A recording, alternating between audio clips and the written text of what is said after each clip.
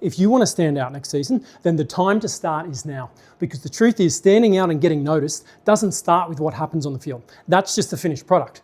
Just like a piece of cake that tastes absolutely perfect, but that cake didn't start out that way. To get to the point where you had a tasty piece of cake, you needed a bunch of different components. That's what we call ingredients, right? And they needed to be put together in a specific way. That's what we call a recipe. And then it needed to go in the oven, and you had to give it enough time to cook properly, and we call that patience. And after all of that, you still had to let it cool down, and then, maybe add the icing on, plate it up, make it look real nice, then it was ready. So there's a process to follow, and if you skip a step or fail to follow the recipe exactly, the cake just won't work. And this is exactly how your off-season works. To have your best off-season, you need the right ingredients, what we call the 8 essential components. You need to use them in the right sequence and at the right time. With the cake, that was what we call the recipe, right? But here we call that your off-season plan. And finally, you need the patience to stick with that process long enough for it to actually work. No shortcuts, no skipping steps, just the right components combined the right way and done for long enough to produce results. And that's your off-season plan. And I'm going to help you build it right now. But first, for those of you who don't know me, my name's Joe Murphy. I co-founded League Fit Academy 9 years ago to help young rugby league players build their body, their skills and their mind. And we now work with thousands of players all over the globe, from juniors and as young as under 12s, right the way through to players preparing to go into their first full-time NRL preseason. And over all those years, one thing that has become clear is that there's a massive difference between players who seem to improve their game every year and those that stagnate or go backwards. And the difference is typically the quality and quantity of the work that they put in over the course of an off-season. Because the off-season isn't just about getting a bit fitter or doing more gym. It's about crafting a complete player from the ground up. And like any good recipe, if you leave something out, you won't enjoy what it tastes like at the end. So I'm going to run you through the 8 essential components. We'll look at why each component is important to your game. And finally, we'll look at how you can go about integrating them into your plan for this upcoming off-season. Now, I'll quickly run through the essential 8 and then we'll break them down in a little bit more detail. So first, we have a mental development component. Then targeted performance testing. Next, daily accountability, a nutritional plan, a resistance training program, a field program, a position-specific skills program, and finally a flexibility and mobility plan. All these components then need to be built into a schedule, and you need to follow through on that schedule for your whole off-season period, making adjustments where required. So let's look a little deeper at each component, starting with component 1, a mental development program. Okay, now, if you want to grow as a player, you can't just train your body. You also need to be training your mind. A proper mental development plan should be task-based with weekly objectives designed to build mental toughness, discipline, and resilience. This means regularly engaging with high-performance content like podcasts, audiobooks, YouTube videos, and documentaries or films, with the goal being to virtually surround yourself with high-achieving, driven individuals to absorb their mindset, their values, and their habits. Because there's an old saying that you become who you surround yourself with. So the mental plan needs weekly tasks. Listen to this, watch that, reflect on it, and then apply it to your own circumstances. It could be something as simple as watching one movie each week, something about sports or about entrepreneurship or a true story about someone overcoming adversity, okay? Now, just quickly, if you are short on ideas, send me a DM on Instagram. I'll send you a list of at least 20 different titles for you to get stuck into, okay? Now, whatever task you set out to complete each week, you need to make sure you complete it, no excuses, because without focusing in on these things, distraction takes over. It's very easy for TikTok, Instagram, gaming, Netflix to jump in there. They'll all happily waste your time. And while you're stuck scrolling, opportunities in both footy and life quietly pass you by. Because in the end, you're either going to be a consumer or you're a producer. You're either shaping your mind or you're letting someone else do it for you. So you need to make sure that you build this into your week every single week. Now, component number 2 is a thorough testing protocol. Why should you test? Because you need to know exactly where to focus your time and just as importantly, when to shift your priorities. You've only got so many hours to train each week, right? So if you're guessing, you're really gambling, yeah? Spending time on areas that might not matter and neglecting the areas that actually do. A proper testing protocol gives you clarity. You'll find out exactly where you stand across key areas like strength and power output, flexibility, mobility, range of motion, body composition, how much muscle you've built, how much body fat you're carrying, and even your current cardiovascular fitness levels. Then you compare your results to the standards based on your age, your position, and level of competition. And that's how you figure out where to focus your time. If your mobility is holding you back, fix it. If your speed isn't where it needs to be, then you can focus more time on that. If your strength is a standout, that's great. Maintain it and then double double down somewhere else. And this is really important because when it comes to training, people tend to focus in on what they're good at. You know, strong guys like to lift weights in the gym. Fit guys like to do more cardio. And skillful guys, well, they love to work on their skills, right? But that doesn't really help with moving the needle forward. So stop guessing and start allocating your time where it actually counts. And over time, as you retest and remeasure, you'll know when to shift gears, when to move from strength to speed, from hypertrophy to power, from mobility to conditioning. And that's how real progress happens, by knowing what matters now and what needs to matter next. So you need to develop your own series of tests. A good start would be a fitness test of some kind, like a Bronco, a couple of strength tests, maybe a barbell bench press, and a chin-up 1 rep max, as well as a 3 rep max in the squat. Couple of power tests, one for the upper body like a med ball throw, one for the lower body like a broad jump.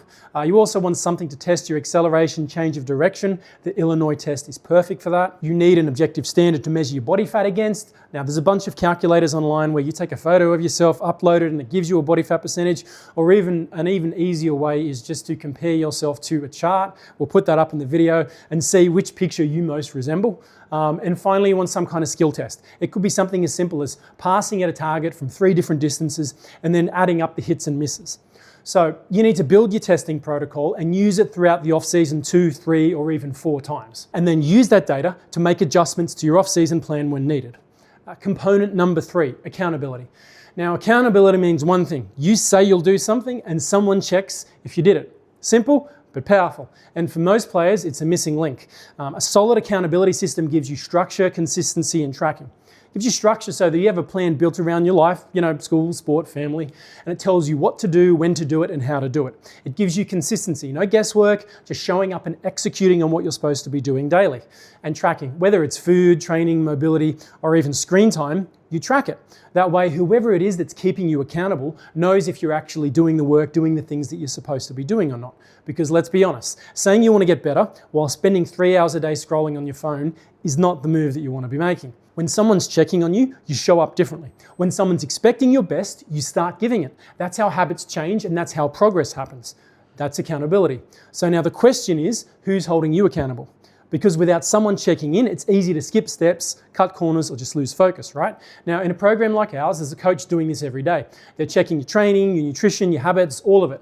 That's what we do in our initial setup. A coach is going to be in your corner 5 days a week, keeping you honest and keeping you on track. But if you're training solo right now, you still need someone. So your goal is to find that person. Maybe it's your club coach, maybe it's your dad, an uncle, an older sibling, or maybe it's a teammate who's just as committed to leveling up as you are. Tell them what you're working on, share your weekly goals, and ask them to check in with you. Because when someone's watching, you will do better. Component number 4 is a nutritional plan and tracking system. If you want to build muscle, lose fat, or do both, your nutrition needs to match your ambition. And that starts with a clear plan and daily tracking. Because if you're not tracking, you're guessing. And when you guess, you get it wrong every time, right? Now, most players underestimate how much they eat when they're trying to lose fat. And they overestimate when they're trying to gain weight. And everyone overestimates their protein intake. This is why we track, because tracking removes the guesswork and it gives you control. And when you're in control of your food, you're in control of your progress. So why is this important to a rugby league player? Well, let's say you're carrying too much body fat. You're slower off the mark, you fatigue quicker, you tend to get dominated in contact, and you lose those one-on-one matchups. Not because you're less skilled, but because you're not in shape. On the other hand, if you're under-eating, you can have the best gym program in the whole world, but without fuel, your body can't grow. No size, no strength, no progress, just wasted effort. Your food matters. So set a goal, track your food, use both the scales and a mirror as a guide, looking for weekly trends, not day-to-day fluctuations. Use that body fat chart that we talked about earlier, and watch your progress accelerate. Now, component number 5 is your resistance training program. Now, this is a massive area, which I've covered in countless other Joe Knows episodes, so I'm not going to go too in-depth here right now, but very quickly, if you want to stand out on the rugby league field, you need to be bigger, stronger, faster, and more powerful than the players around you, right? And that starts in the gym, but not all training is equal. Most young players either guess their way through sessions or they skip the phases that actually matter. Your gym work needs structure. Specifically, it should follow 4 key phases. A structural balance phase. This will fix imbalances, strengthen stabilizers, and lay the foundation. If you skip this, your progress is going to stall later on, and you're probably going to end up getting injured. Okay, that's phase 1. Phase 2 is the hypertrophy phase. This is where you build size that translates to footy. Focus on compound lifts, volume, and progressive overload. Phase 3 is max strength phase. This is where you turn that size into usable strength, where you lift heavy and you get strong. And the fourth and final phase is the power phase. This is where you develop that explosive power. You learn to move fast and you train to dominate collisions. Now each phase builds on the last, and skipping one is like building a house without a frame. It's going to end in disaster. Now a general rule of thumb is to train your upper body twice per week and your lower body twice per week. That's 4 gym sessions per week throughout the whole off season. So remember, don't just go to the gym. You need to train with purpose and you need to train with structure. Component number 6 are your field sessions, okay? Now this is where all the strength and power built in the gym turns into game day speed. Because let's face it, if you can't move well on the field, it doesn't matter what you can lift, what you can do in the gym, okay? So field work develops 3 critical areas. Speed, your ability to accelerate, break the line and shut down space in defense. Agility, rapid changes of direction, weight transfer and footwork under pressure. And conditioning. Now whether you need to drop fat, build match fitness or improve your speed off the mark, your field training needs to be structured and targeted, not just running laps for the sake of it, okay? Now as a rough guide in your off-season plan, you should be getting 3 sessions, maybe 4 field sessions in per week, okay? It just depends on where you're at. Now component number 7 is a position-specific skill program. Every position on the field has specific roles and each role demands specific skills.